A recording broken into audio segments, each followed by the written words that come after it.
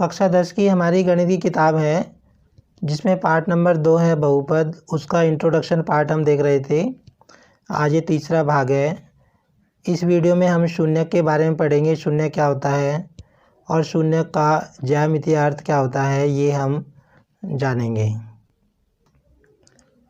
शून्य को समझने के लिए हम एक उदाहरण लेंगे। हमने एक बहुपद लिया है p ऑफ x जिसका नाम है 2x जमा 4। तो सबसे पहले हम x बराबर 1 रख कर इसका मान निकालेंगे। जहाँ पर x है वहाँ पर 1 रख देंगे हम, तो ये हो जाएगा 2 गुणा 1 जमा 4, 2 जमा 4, हमारा उत्तर आ गया 6। अब हम एक बार इसको x की जगह 2 रखते हैं और p ऑफ 2 निकालते हैं, तो दिया आएगा 2 गुणा 2 जमा 4, 4 जमा 4, हमारा आ गया 8। और अब की बार हम रखते हैं x बराबर -2 रखते हैं।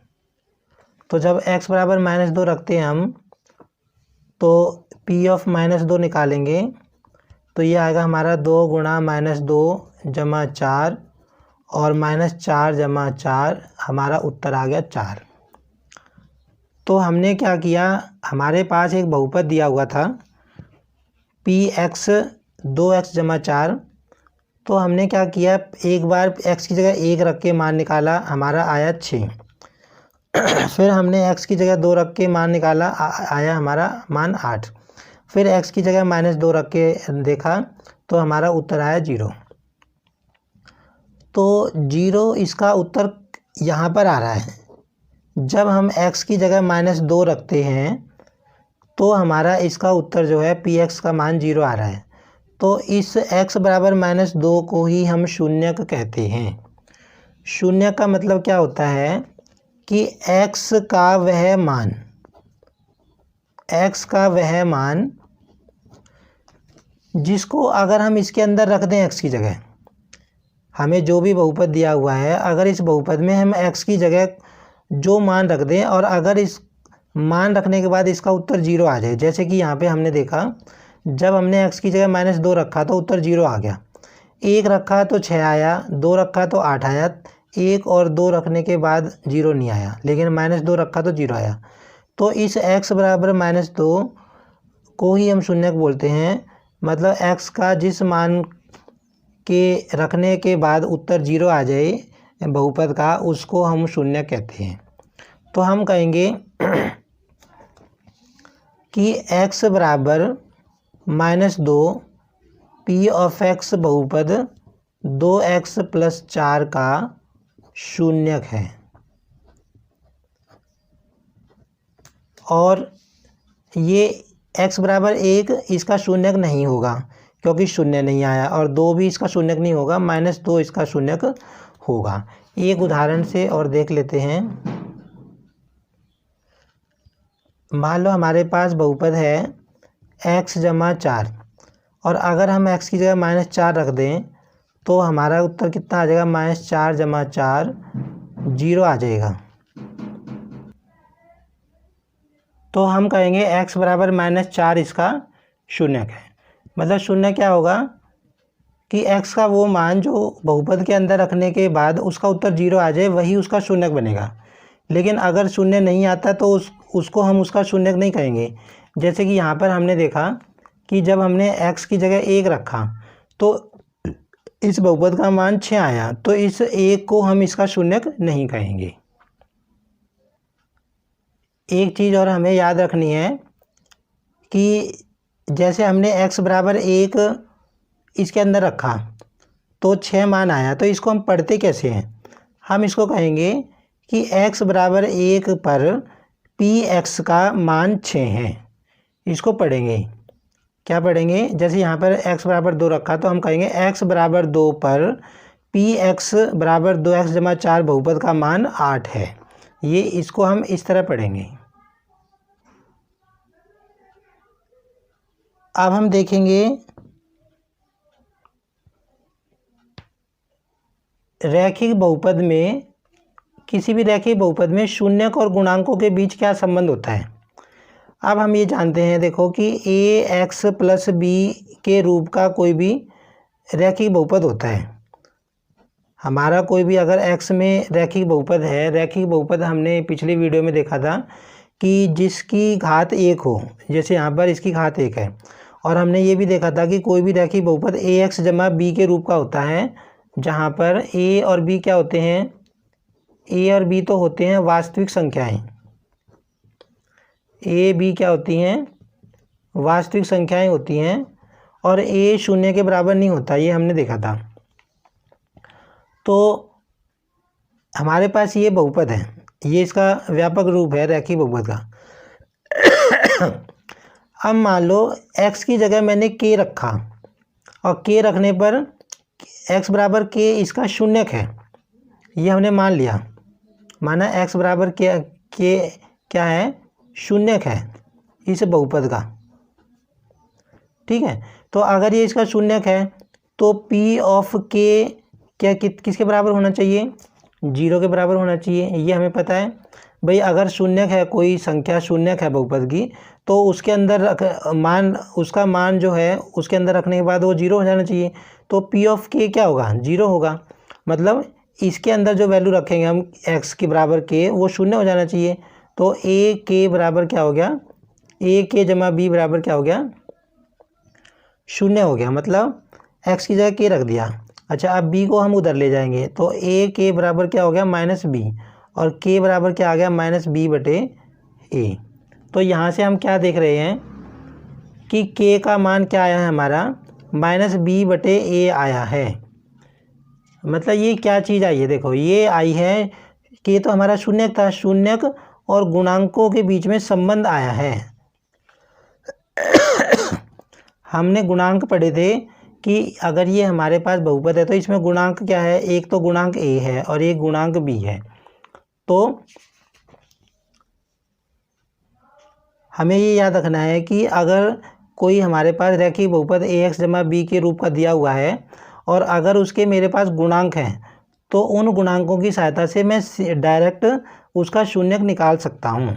एक उदाहरण देख लेते हैं हम, मतलब ये एक तरह से फॉर्मूला याद रखना है हमें कि k बराबर -b/a अगर हम लगा देंगे तो हमारा सीधा शून्यक आ जाएगा। जैसे कि अभी थोड़ी देर पहले हमने एक बहुपद लिया था 2x जमा 4, है ना, और हमने देखा था कि x बराबर अगर हम -2 रख रहे थे तो ये इसका उत्तर 0 हो रहा था, माना x बराबर -2 क्या आ रहा था हमारा, इसका शून्यक आ रहा था, ये हमने अभी देखा था, ठीक है। तो अब हम इस फॉर्मूले से निकाल के देखते हैं कि क्या इस फॉर्मूले से भी इसका शून्यक यही आएगा। तो फॉर्मूला क्या है हमारा, देखो k बराबर -b/a है, और हमने देखा कि हमारा जो रैखिक बहुपद है उसका व्यापक रूप ax जमा b होता है। तो जो हमारा बहुपद है ax जमा b, इससे तुलना करो इसकी, तो देखो x के साथ a है, तो यहाँ पे x के साथ क्या है, 2, तो x का जो a है, a का मान हमारा क्या हो जाएगा, a का मान हमारा हो जाएगा 2, और b का मान क्या हो जाएगा, देखो यहाँ पे b का मान हो जाएगा हमारा 4। इस फॉर्मूले में रखो तो k बराबर क्या हो जाएगा, -b की जगह क्या रखना है हमको, 4 रखना है, ये b का मान है, और a की जगह 2 रखना है, और तो ये देखो -2 हमारा शून्यक निकल आया। तो हमें ये चीज़ याद रखनी है कि अगर हमको कोई बहुपद दिया हुआ है रैखिक बहुपद, और अगर हमको उसके गुणांक पता है, a और b का मान पता है, तो हम डायरेक्ट ये फॉर्मूला लगाएंगे तो ये हमारा शून्यक निकल आएगा। ये है शून्यकों और गुणांकों के बीच में संबंध। अब हम देखेंगे बहुपद के शून्यकों का ज्यामितीय अर्थ क्या होता है। इसके लिए हम एक बहुपद मान लेंगे 2x जमा 4, जो हमने अभी थोड़ी देर पहले माना था वही हमने मान लिया, इसको हमने y के बराबर मान लिया, ठीक है। अब हम पहले रखते हैं x का मान 1 रखते हैं, x का मान 1 रखने पर इसमें x की जगह 1 रख दो, ठीक है। तो हमारा क्या हो जाएगा, देखो y बराबर 2 गुणा में 1 जमा में 4, तो 2 जमा में 4, ये आ गया हमारा 6 आ गया, ठीक है। अब दूसरी बार रख दो, x बराबर 2 रख दो, x बराबर 2 रखने पर तो y का मान क्या आ जाएगा हमारा, ये आ गया 8। ठीक है, अब हम क्या करेंगे, एक टेबल बना लेंगे, एक हम टेबल बना लेंगे। उसमें क्या करेंगे, x का मान और y का मान लिख लेंगे। देखो जब हमने x का मान 1 रखा तो y का मान क्या आया मेरा 6, और जब मैंने x का मान 2 रखा तो y का मान क्या आया 8। अब हम इसका ग्राफ ग्राफ प्लॉट करेंगे। कक्षा 9 में हमने ग्राफ बनाना सीखा था x अक्ष और y अक्ष पर। तो ये हमने एक x अक्ष और y अक्ष बना लिए। ये देखो x अक्ष और y, ये x अक्ष है, इधर प्लस की वैल्यू होती है, इधर माइनस की। ये y अक्ष है, ऊपर प्लस की वैल्यू होती है, नीचे माइनस की। अब ये जो हमने वैल्यू निकाली हैं, इन वैल्यूज़ को हमें इस पे ग्राफ पे दिखाएंगे। ये हमने कक्षा 9 में देखा था। तो पहली वैल्यू है x बराबर 1 और y बराबर 6। तो इसको प्लॉट करने के लिए क्या करेंगे, x की जगह 1 है, x की जगह 1 है तो हम 1 से ऊपर चलेंगे। ठीक है, ऐसे सीधे चलेंगे ऊपर, और y बराबर 6 से इधर आएंगे तो ये यहाँ पर देखो यहाँ मिल जाएंगे। तो पहला बिंदु हमारा ये आ गया। ठीक है, अब दूसरा बिंदु क्या है, देखो दूसरा बिंदु है 2 और 8। x की जगह 2 है और y की वैल्यू 8 है। तो x की वैल्यू हमने 2 है तो 2 से ऊपर चलेंगे हम, ऐसे बिल्कुल सीधे यूँ करके, और y की वैल्यू है 8, ये 8 से इधर आएंगे तो ये यहाँ आएंगे। तो ये जो पॉइंट है ये तो हमारा आया है, क्या है 1 और 6। 1 6 का मतलब क्या है कि x की वैल्यू 1 है, y की वैल्यू 6 है, और ये हमारा पॉइंट आया है हमारा 2 और 8। ठीक है, तो अब हमने ये 2 पॉइंट निकाल लिए, जो हमने 2 वैल्यू निकाली। अब इसके बाद क्या करेंगे, हम इनको मिला देंगे। ठीक है, तो अब हम इसको मिला देंगे। ये हमने मिला के इसका ग्राफ बना दिया। ये जो ग्राफ हमारा आया है ये क्या है, एक सरल रेखा, ये सीधी रेखा ये। तो अब अगर इस ग्राफ को हम देखें तो ये ग्राफ जो है देखो x अक्ष को देखो -2 पे काट रहा है, इस बिंदु पे काट रहा है x अक्ष को। तो x अक्ष जिस बिंदु पे काट रहा है, अगर इस बिंदु के मैं x और y के निर्देशांक लिखूँ तो क्या आएंगे, x की वैल्यू तो यहाँ पे -2 है और y की वैल्यू 0 है, तो मेरे ये निर्देशांक आए। तो अब देखो थोड़ी देर पहले हमने इसी बहुपद का, ये जो बहुपद हमने लिया था, हमने बहुपद ये क्या लिया था, px बराबर 2x + 4, और हमने ये देखा था कि अगर हम x की जगह -2 रख रहे हैं तो -2 इसका शून्यक आ रहा है। थोड़ी देर पहले हमने देखा था, ये है ना। इसका उत्तर ये जो है, x की वैल्यू जो है अगर -2 इसके अंदर रख रहे थे तो इसका मान 0 आ रहा था, मतलब ये इसका शून्यक है। ये हमने देखा था -2, और इसी का हमने ये ग्राफ बनाया है। देखो हमने यही तो बहुपद लिया था, y बराबर 2x + 4, इसी का हमने ग्राफ बनाया। तो हम क्या देख रहे हैं कि ये जो ग्राफ की लाइन है x अक्ष को एक ऐसे बिंदु पे काट रही है जहाँ पर जो x का मान है, देखो ये वाला -2, ये इसके शून्यक के बराबर है। इसका शून्यक -2 आया था, और यहाँ पर जिस बिंदु पे ये काट रही है x अक्ष को लाइन ग्राफ, वहाँ पर x का मान -2 है। तो यहाँ से हमें क्या पता चल रहा है, हम एक बात यहाँ से कह सकते हैं कि हमारे पास अगर कोई रैखिक बहुपद दिया हुआ है, ठीक है, और उसका अगर हम ग्राफ खींच दें तो ग्राफ जो आएगा सरल रेखा आएगी, और वो x अक्ष को जिस बिंदु पे काटेगी, x अक्ष को जिस बिंदु पे काटेगी, उस बिंदु पे जो x का मान होगा -2, वो उसका क्या होगा, शून्यक होगा। यही इसका ज्यामितीय अर्थ है कि कोई भी बहुपद हमें दिया हुआ है, अगर हम उसका ग्राफ खींचते हैं तो x अक्ष पर वो जहाँ काटता है उस बिंदु पे हमें पता है कि जिस बिंदु पे काटेगा वहाँ पर x का मान भी होगा, y का मान भी होगा। तो जो x का मान होगा ना, वो उसके शून्यक को दिखाएगा। जैसे कि हमने यहाँ देखा कि इसका शून्यक हमने वैसे निकाल के देखा तो -2 ही आ रहा था, और यहाँ पे भी देखो ये जो काट रहा है ग्राफ -2 पे ही काट रहा है, यहाँ पर x की वैल्यू -2 है। तो यही इसका ज्यामितीय अर्थ है कि कोई भी बहुपद का ग्राफ अगर हम खींचते हैं तो वो x अक्ष को उस बिंदु पे ही काटेगा जिस बिंदु पे x का मान उसका क्या होगा, शून्यक होगा। अब ये तो हमने देखा था एक रैखिक बहुपद के केस में। अगर हम एक द्विघात बहुपद ले लेते हैं, ठीक है, उदाहरण के लिए देखो मैंने x की 2 - 3x - 4 ये द्विघात बहुपद ले लिया। द्विघात बहुपद हम पढ़ चुके हैं जिसमें x जो बहुपद है उसकी घात 2 उसको हम द्विघात बहुपद कहते हैं, ठीक है। तो इस बहुपद में हमने जैसे अभी थोड़ी देर पहले टेबल बनाई थी भाई x का, ये हमने एक टेबल बना ली है सेम उसी की तरह। यहाँ पहली लाइन में x के मान लिखे हुए हैं, इसमें y के मान लिखे हुए हैं। x बराबर -2 का मतलब क्या है कि पहले हमने इसमें x बराबर -2 रखा है। जैसे इसको हम रख के देख लेते हैं कि हमारा देखो हमारा बहुपद क्या है, y बराबर x की 2 - 3x - 4। तो x की जगह -2 रखो तो ये क्या हो जाएगा, देखो ये हो जाएगा y बराबर x का वर्ग है तो -2 का वर्ग हो जाएगा। जहाँ जहाँ x है वहाँ -2 रख दो, ठीक है। तो ये हो गया 4 प्लस में 3 दूनी 6 - 4, तो 6 और 4 10 - 4 कितना आ गया 6। y की वैल्यू क्या आ गई 6। जब x मैंने -2 रखा y की वैल्यू मेरी 6 आ गई, तो मैंने इस टेबल में रख दी। देखो x की वैल्यू -2 रखी और y की वैल्यू मेरी क्या आ गई 6। इसी तरह मैंने कुछ वैल्यू इसकी निकाल ली, ठीक है, ये 7-8 वैल्यू निकाल ली। फिर मैंने इसका ग्राफ प्लॉट किया। देखो तो पहली वैल्यू -2 6 थी, तो -2 6 ये वाली ये पॉइंट यहाँ पर आ रहा था। देखो -2 से ये जो -2 है इससे ऊपर चलेंगे और 6 जहाँ मिलेंगे वहाँ, ये हमने कक्षा 9 में ग्राफ बनाना ग्राफ खींचना सीखा था। फिर दूसरी वैल्यू हमारी यहाँ आई, ये वाली ये पॉइंट आया।